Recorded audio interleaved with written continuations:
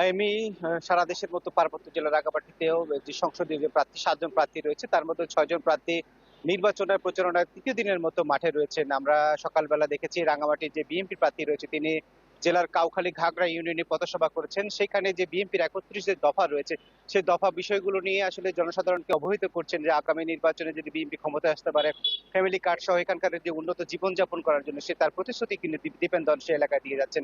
এছাড়া আমরা দেখেছি বাংলাদেশের ওয়ার্কার্স পার্টির জুই চাকমা তিনি রয়েছেন রাঙ্গামাটির লংগদু উপজেলার মাইনী বাজারে। সেখানেও তিনি প্রতিশ্রুতি দিয়েছেন যে যেসব সড়ক যোগাযোগ নাই যেসব উপজেলাগুলো রয়েছে সেই উপজেলাগুলোতে নৌপথে মানুষের যোগাযোগ ব্যবস্থা কিভাবে উন্নত করা যায়, স্বাস্থ্য সেবার উন্নত করা যায় সেই বিষয়গুলো সেখানকার ভোটারদেরকে প্রতিশ্রুতি দিচ্ছেন আগামী নির্বাচনে জয়যুক্ত হলে এই কাজগুলো তিনি করবেন। এছাড়া আমরা দেখেছি আজকে রাঙ্গামাটি শহরের কলেজ গেট এলাকায় এবং নিউ মার্কেট এলাকায় বাংলাদেশ জাতীয় পার্টির পক্ষ থেকে যে নাগল প্রতীকের পক্ষে অশোক তালুকদার তিনি প্রচারণা চালিয়েছেন। তিনি বলছেন যে মুক্তিযোদ্ধার পক্ষে সপক্ষে শক্তিকে তিনি কাজে লাগিয়ে এবং এখানকার মানুষের মুক্তিযোদ্ধার সপক্ষের যে মানুষ তাদেরকে আসলে উদ্বুদ্ধ করছেন এবং একই সাথে তিনি না ভোট দেওয়ার বিষয়টি তিনি জনসাধারণকে উদ্বুদ্ধ। তিনি এই বিষয়টি আমরা জানতে চেষ্টা করেছিলাম কেন না ভোটের কথা তিনি বলছেন যে হা ভোট দিলে আসলে মুক্তিযোদ্ধার চেতনা শক্তি পরাজিত হবে বলে তিনি জানিয়েছেন। একই সাথে রাঙ্গামাটির ১০ দলীয় জোটের প্রার্থী রয়েছেন আবু বকর সিদ্দিক যিনি বাংলাদেশ খেলাফত মজলিসের পক্ষ থেকে নির্বাচন করছেন। তিনি আজ কবলছড়ি বাজারে নির্বাচনের প্রচারণায় অংশ নিয়েছেন।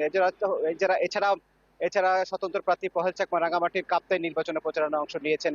একটি বিষয় জানিয়ে রাখতে চাই, এখন পর্যন্ত নির্বাচনের প্রচারণায় অংশ নেয়নি গণ অধিকার পরিষদে। তিনি বলছেন যেটি এখন পর্যন্ত তাদের ঘরোয়া যে কাজগুলো নির্বাচনী প্রস্তুতি সেটি আসলে সেরে নিচ্ছেন এবং এখানকার যে ভোটাররা তারা নির্বিঘ্নে ভোট কেন্দ্রে যাবেন, ভোট দিবেন তেমনটি প্রত্যাশা করছেন এখানকার সাধারণ মানুষ ভোটাররা।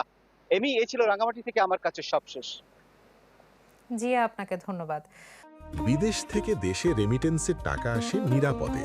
তাই আজই আপনার আপনজনকে বলে রাখুন রেমিটেন্সের টাকা যেন শুধু নগদেই পাঠায়।